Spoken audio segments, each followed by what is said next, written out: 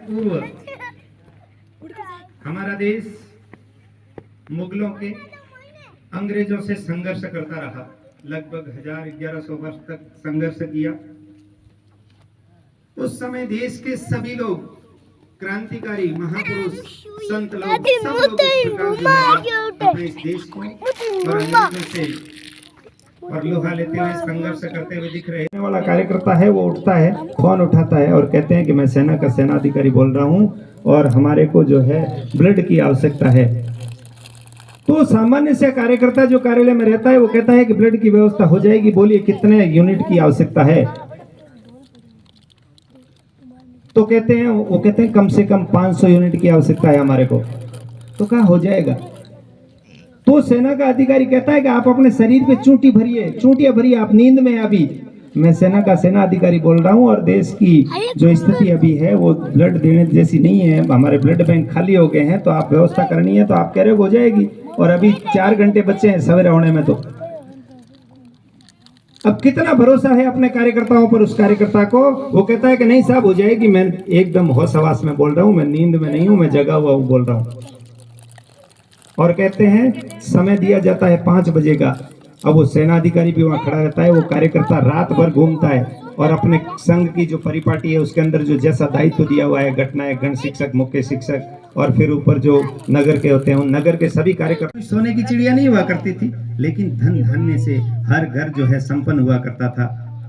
कहते थे घरों में राम राज्य था, घरों में ताले नहीं लगते थे,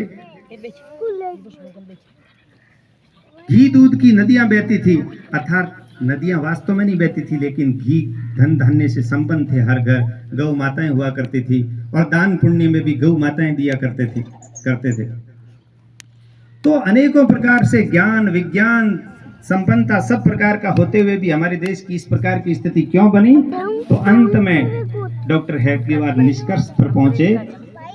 जैसे उस श्लोक को हम आज भी बोला करते हैं, लिखा है त्रेतायाम मंत्र शक्तिश्च ज्ञान शक्ति कृते युगे द्वापरे युद्ध शक्तिश्च संगे शक्ति कलियुगे। यानी सतयुग में ज्ञान शक्ति हुआ करता था, उस समय ज्ञान के आधार पर सारा संसार चलता था।